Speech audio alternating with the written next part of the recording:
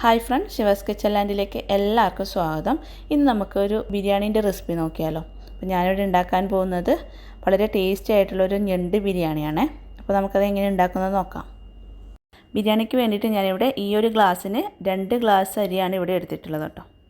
ഇനി ഇതൊരു പാത്രത്തിലേക്ക് ഇട്ട് കൊടുത്തതിന് ശേഷം അതിലോട്ട് കുറച്ച് വെള്ളം കൂടി ഒഴിച്ചു കൊടുത്തിട്ട് അരമണിക്കൂർ കുതിർത്തെടുക്കാം. അരമണിക്കൂർ മതി കേട്ടോ, അതിൽ കൂടുതലാവേണ്ട. അപ്പോൾ ഈ സമയം കൊണ്ട് നമുക്ക് മസാലയ്ക്ക് വേണ്ടത് എന്തൊക്കെയാണെന്ന് നോക്കാം. ബിരിയാണിക്ക് വേണ്ടിയിട്ട് ആദ്യം തന്നെ ഞണ്ട് വൃത്തിയാക്കി എടുക്കണം. അപ്പോൾ ഞാൻ ഇവിടെ ഒരു 6 ഞണ്ടാണ് എടുത്തിട്ടുള്ളത് കേട്ടോ. അത് നല്ലപോലെ വൃത്തിയാക്കിയിട്ട് കഴുകി എടുത്തിട്ടുണ്ട്. പിന്നെ സവോള അരിഞ്ഞത് വേണം. അപ്പോൾ ഞാനിവിടെ 5 സവോള എടുത്തിട്ടുണ്ട് കേട്ടോ. വലുതൊക്കെ ആണെങ്കിൽ 4 എണ്ണം മതിയാവും. പിന്നെ ഇത് ഒരു സവോള വേറെ അരിഞ്ഞു വെച്ചിട്ടുണ്ട്. ഇത് നമുക്ക് ഫ്രൈ ചെയ്തെടുക്കാൻ വേണ്ടിയിട്ടുള്ളതാണ് കേട്ടോ. ഇനി വേണ്ടത് ഇഞ്ചി വെളുത്തുള്ളി പേസ്റ്റാണ്. അപ്പോൾ നമുക്കൊന്ന് പേസ്റ്റാക്കി എടുക്കാം.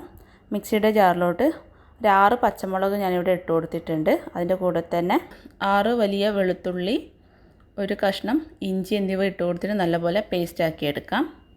പിന്നെ കുറച്ച് മല്ലിയില അരിഞ്ഞത്, കുറച്ച് കറിവേപ്പില, ഒരു തക്കാളി നീളത്തിൽ അരിഞ്ഞതും കൂടി എടുത്തിട്ടുണ്ട്. അപ്പോൾ ഇത്രയും കാര്യങ്ങളാണ് നമുക്ക് മസാലയ്ക്ക് വേണ്ടത് കേട്ടോ. അരമണിക്കൂറിന് ശേഷം നമ്മുടെ റൈസ് ഇവിടെ കുതിർന്ന് വന്നിട്ടുണ്ട്. ഇനി ഇതൊന്ന് കഴുകിയതിന് ശേഷം നമുക്ക് വെള്ളം വാരാനായിട്ട് വയ്ക്കാം. അപ്പോൾ അരി കഴുകുന്ന സമയത്ത് ഒരുപാട് അങ്ങ് അമർത്തി കഴുകരുത് കേട്ടോ. ജസ്റ്റ് ഒന്ന് കഴുകിയെടുത്താൽ മതി, ഇല്ലെങ്കിൽ പൊടിഞ്ഞു പോകും. ഇനി ഒരു 5-10 മിനിറ്റ് കഴിഞ്ഞ ശേഷം നമുക്കിത് വേവിച്ചെടുക്കാം. പാനിലോട്ട് 1 ടേബിൾ സ്പൂൺ എണ്ണ ഒഴിച്ചു കൊടുക്കാം. കൂടെ തന്നെ 2 ടീസ്പൂൺ നെയ്യ് ചേർത്ത് കൊടുക്കാം. നെയ്യ് ഇവിടെ നല്ലപോലെ മെൽറ്റായതിനു ശേഷം 2 പട്ട, 4 ഏലക്ക, ഒരു 4-5 ഗ്രാമ്പു, കുറച്ച് കുരുമുളക് എന്നിവ ഇട്ട് കൊടുക്കാം.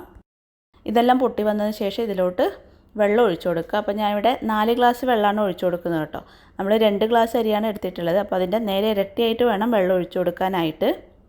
സാധാ പച്ചവെള്ളം തന്നെയാണ് ഒഴിച്ചു കൊടുത്തിട്ടുള്ളത് കേട്ടോ. ഇനി ഇതിലോട്ട് ആവശ്യത്തിനുള്ള ഉപ്പും കൂടി ചേർത്ത് കൊടുത്തിട്ട് നല്ലപോലെ ഒന്ന് തിളപ്പിച്ചെടുക്കാം. വെള്ളം ഇവിടെ നല്ലപോലെ തിളച്ച് വന്നിട്ടുണ്ട്. ഇനി നമുക്കിതിലോട്ട് കുതിർത്ത് വെച്ച അരി ഇട്ട് കൊടുക്കാം. നന്നായിട്ട് മിക്സ് ചെയ്ത് കൊടുത്തതിന് ശേഷം നമ്മൾ നേരത്തെ ഇഞ്ചി വെളുത്തുള്ളി പേസ്റ്റാക്കി വെച്ചിട്ടുണ്ടായിരുന്നില്ലേ, അതിൽ നിന്ന് ഒരു 1/4 ടീസ്പൂൺ ചേർത്ത് കൊടുക്കാം കേട്ടോ. ഇങ്ങനെ ചേർത്ത് കൊടുക്കുകയാണെങ്കിൽ നമ്മുടെ റൈസിന് നല്ലൊരു ടേസ്റ്റും മണമൊക്കെ ഉണ്ടാവും. കൂടെ തന്നെ 1 ടീസ്പൂൺ ചെറുനാരങ്ങ നീരും കൂടി ചേർത്ത് കൊടുക്കാം. ഇത് അരികൾ തമ്മിൽ ഒട്ടിപ്പിടിക്കാതിരിക്കാൻ വേണ്ടിയിട്ടാണ് ചേർത്ത് കൊടുക്കുന്നത്. ഇനി ഇത് അടച്ചു വെച്ചിട്ട് ഹൈ ഫ്ലെയിമിൽ ഇട്ട് കൊടുക്കാം. അതിനുശേഷം ഈ അരിയുടെ ലെവലിൽ വെള്ളം വരുന്നത് വരെ നമുക്ക് വെയിറ്റ് ചെയ്യാം കേട്ടോ. അപ്പോൾ നമ്മളിത് ഇടയ്ക്ക് നോക്കണം, വെള്ളം എത്ര ആയെന്ന് നോക്കണം കേട്ടോ. ഇപ്പോൾ കണ്ടില്ലേ, നമ്മുടെ റൈസിന് ലെവലായിട്ട് വെള്ളം വന്നിട്ടുണ്ട്. ഇനി നമുക്ക് ലോ ഫ്ലെയിമിലിട്ടിട്ടാണ് വേവിക്കേണ്ടത് കേട്ടോ. അപ്പോൾ നമുക്ക് ലോ ഫ്ലെയിമിലിട്ട് കൊടുക്കാം. അതിനുശേഷം അടച്ച് വെച്ചിട്ട് ഒരു 10 മിനിറ്റ് വേവിച്ചെടുക്കാം. 10 മിനിറ്റ് മതിയാവും. അപ്പോൾ തന്നെ നമ്മുടെ റൈസ് നന്നായിട്ട് വെന്തിട്ടുണ്ടാവും. 10 മിനിറ്റ് കഴിഞ്ഞിട്ടുണ്ട്. ഇപ്പോൾ നോക്കിയാൽ നമ്മുടെ റൈസ് ഇവിടെ നല്ലപോലെ വെന്ത് വന്നിട്ടുണ്ട് കേട്ടോ. ഇനി നമുക്കിത് നല്ലപോലെ ഒന്ന് മിക്സ് ചെയ്ത് കൊടുക്കാം. നന്നായിട്ട് മിക്സ് ചെയ്ത് കൊടുത്തതിന് ശേഷം നമുക്കിത് അടച്ച് വയ്ക്കാം. ഇനി നമുക്ക് ബിരിയാണിക്ക് വേണ്ട മസാല ഒന്ന് റെഡിയാക്കാം. പാനിലോട്ട് ഞാൻ കുറച്ചധികം തന്നെ എണ്ണ ഒഴിച്ചു കൊടുത്തിട്ടുണ്ട്. ഇതിലോട്ട് നമ്മൾ നേരത്തെ ഫ്രൈ ചെയ്യാൻ എടുത്തു വെച്ച സവോള ഉണ്ടല്ലോ, അതിട്ട് കൊടുത്തിട്ട് ഫ്രൈ ചെയ്തെടുക്കാം. ഇത് നമ്മൾ ബിരിയാണിക്ക് ടോപ്പിലിടാൻ വേണ്ടിയിട്ട് ഫ്രൈ ചെയ്തെടുക്കുന്നതാണ് കേട്ടോ. അപ്പോൾ ഈ ഒരു സവോള അരിയുന്ന സമയത്ത് നമ്മൾ പ്രത്യേകം ശ്രദ്ധിക്കണം.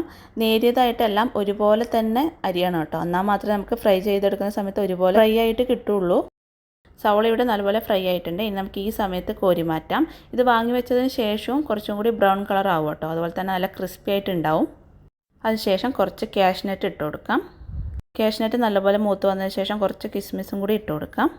കാഷ്നട്ടും കിസ്മിസും ഇവിടെ ആയിട്ടുണ്ട്. ഇനി നമുക്കിത് കോരി മാറ്റാം. ഇനി ഇതിലേക്ക് നമ്മൾ നേരത്തെ മസാലക്ക് അരിഞ്ഞു വെച്ച സവോള ഉണ്ടല്ലോ, അത് ഇട്ട് കൊടുക്കാം. അപ്പം ഞാൻ ഇതേ എണ്ണയിലേക്ക് തന്നെയാണ് ഇട്ട് കൊടുക്കുന്നത് കേട്ടോ. സവോള ഇട്ട് കൊടുത്തതിന് ശേഷം നല്ലപോലെ വഴറ്റിയെടുക്കാം. സവോള ഇവിടെ വാടി വന്നിട്ടുണ്ട്. ഇനി ഇതിലോട്ട് 2 ടേബിൾ സ്പൂൺ ഇഞ്ചി വെളുത്തുള്ളിയും പച്ചമുളകും കൂടി അരച്ച പേസ്റ്റ് ചേർത്ത് കൊടുക്കാം. കൂടെ തന്നെ കുറച്ച് കറിവേപ്പിലയും കൂടി ഇട്ട് കൊടുത്തിട്ട് നല്ലപോലെ വഴറ്റിയെടുക്കാം. സവോള നല്ലപോലെ വഴന്നു കഴിഞ്ഞാൽ പിന്നെ നമുക്കിതിലോട്ട് തക്കാളി ഇട്ട് കൊടുക്കാം. ഈ തക്കാളി നല്ലപോലെ വഴറ്റി നന്നായിട്ട് ഉടഞ്ഞു വരണം കേട്ടോ. തക്കാളി ഇവിടെ നന്നായിട്ട് ഉടഞ്ഞിട്ടുണ്ട്. ഇനി നമുക്കിതിലോട്ട് പൊടികൾ ചേർത്ത് കൊടുക്കാം. 1/2 ടീസ്പൂൺ മഞ്ഞൾപ്പൊടി, 1 ടീസ്പൂൺ മുളക് പൊടി. നമ്മൾ നേരത്തെ പച്ചമുളക് അരച്ചത് ചേർത്ത് കൊടുത്തിട്ടുണ്ടായിരുന്നു. അപ്പോൾ അതിൻ്റെ എരിവൊക്കെ നോക്കിയിട്ട് വേണം മുളക് പൊടി ചേർക്കാൻ കേട്ടോ. 1/2 ടീസ്പൂൺ മല്ലിപ്പൊടിയും കൂടി ചേർത്ത് കൊടുത്തിട്ട് പൊടികളുടെ പച്ചമണം മാറുന്നത് വരെ വഴറ്റിയെടുക്കാം. അതിനുശേഷം ഇതിലോട്ട് തൈര് ചേർത്ത് കൊടുക്കാം. അപ്പോൾ ഞാൻ ഇവിടെ അധികം പുളിയില്ലാത്ത കട്ട തൈരാണ് എടുത്തിട്ടുള്ളത്. അത് 2 ടേബിൾ സ്പൂൺ ചേർത്ത് കൊടുക്കാം. തൈരും കൂടി ചേർത്ത് കൊടുത്തിട്ട് വീണ്ടും നന്നായിട്ട് മിക്സ് ചെയ്യാം. അതിനുശേഷം ഇതിലോട്ട് 1 ടേബിൾ സ്പൂൺ ഗരം മസാലയും മല്ലിയിലയും കൂടി ഇട്ട് കൊടുത്തിട്ട് വീണ്ടും ഒന്ന് വഴറ്റിയെടുക്കാം. ഇനി ഇതിലേക്ക് ക്ലീൻ ചെയ്ത് വെച്ച ഞണ്ട് ഇട്ട് കൊടുക്കാം. എന്നിട്ട് വീണ്ടും ഒന്ന് വഴറ്റിയെടുക്കണം കേട്ടോ. ഞണ്ടും മസാലയൊക്കെ നല്ലപോലെ മിക്സ് ആയതിന് ശേഷം നമുക്ക് ഗ്രേവിക്ക് ആവശ്യമായ വെള്ളം ഒഴിച്ചു കൊടുക്കാം. എന്ന് വെച്ചിട്ട് ഒരുപാട് അങ്ങ് വെള്ളം ഒഴിച്ചു കൊടുക്കരുത് കേട്ടോ. ഈ ഞണ്ട് വേവാൻ ആവശ്യമായിട്ടുള്ള വെള്ളം മാത്രമേ ഒഴിച്ചു കൊടുക്കാവൂ. ഇതിലോട്ട് ആവശ്യത്തിനുള്ള ഉപ്പും കൂടി ചേർത്ത് കൊടുത്തിട്ട് അടച്ച് വെച്ചിട്ട് വേവിച്ചെടുക്കാം. ഇടയ്ക്കിടയ്ക്ക് ഇതുപോലെ ഒന്ന് തുറന്നിട്ട് ഇളക്കി കൊടുക്കണം കേട്ടോ.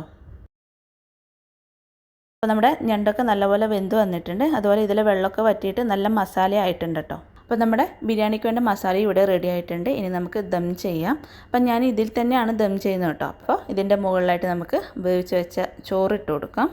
അതുപോലെ ഞാനിവിടെ ഒറ്റ ലെയറായിട്ടാണ് ദം ചെയ്യുന്നത് കേട്ടോ. റൈസ് ഇട്ട് സെറ്റ് ചെയ്തതിന് ശേഷം ഇതിൻ്റെ മുകളിലായിട്ട് 1/2 ടീസ്പൂൺ ഗരം മസാല വിതറി കൊടുക്കാം.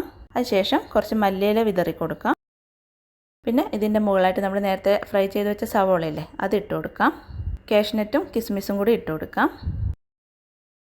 ഫുഡ് കളർ വേണമെന്നുള്ളവർക്ക് ഫുഡ് കളറും ഈ സമയത്ത് ചേർത്ത് കൊടുക്കാം കേട്ടോ. ഇനി ഇത് അടച്ച് വെച്ചിട്ട് ലോ ഫ്ലെയിമിൽ ഒരു 5 മിനിറ്റ് ദം ചെയ്തെടുക്കാം. 5 മിനിറ്റ് കഴിഞ്ഞിട്ടുണ്ട്. നമുക്കിതൊന്ന് തുറന്ന് നോക്കാം. അപ്പോൾ നല്ല സ്മെല്ലൊക്കെ ഉണ്ട് കേട്ടോ. നമുക്ക് ഫ്ലെയിം ഓഫ് ചെയ്ത് കൊടുക്കാം. എന്നിട്ട് വീണ്ടും ഇതുപോലെ തന്നെ നമുക്ക് അടച്ച് വയ്ക്കാം കേട്ടോ. ഇനി നമ്മൾ എപ്പോഴാണോ ഇത് കഴിക്കുന്നത് വെച്ചാൽ ആ സമയമാകുമ്പോൾ മാത്രമേ നമ്മളിത് ഓപ്പൺ ചെയ്യാൻ പാടുള്ളൂ. അത്രവരെ നമ്മളിത് അടച്ച് വയ്ക്കണം. എന്നാൽ മാത്രമേ നമ്മുടെ ബിരിയാണി ടേസ്റ്റ് ഉണ്ടാവുള്ളൂ. അതുപോലെ ബിരിയാണി എപ്പോഴും ഉണ്ടാക്കിയ പാടെ കഴിക്കുന്നതിനേക്കാളും നല്ലത് അതൊന്ന് ആറിയിട്ട് കഴിക്കുന്നതായിരിക്കും നല്ലത് കേട്ടോ. അപ്പോഴാണ് ശരിക്കും ആ ബിരിയാണീൻ്റെ ടേസ്റ്റ് നമുക്ക് അറിയാൻ പറ്റുന്നത്. അപ്പോൾ ഇത്രയേ ഉള്ളൂ കേട്ടോ. നമ്മുടെ ബിരിയാണി ഇവിടെ ആയിട്ടുണ്ട്. അപ്പോൾ എല്ലാവരും ഞണ്ടൊക്കെ കിട്ടുന്ന സമയത്ത് ഈ ഒരു ബിരിയാണി ട്രൈ ചെയ്ത് നോക്കാം കേട്ടോ. നല്ല ടേസ്റ്റ് ആയിട്ടുള്ളൊരു ബിരിയാണിയാണ്.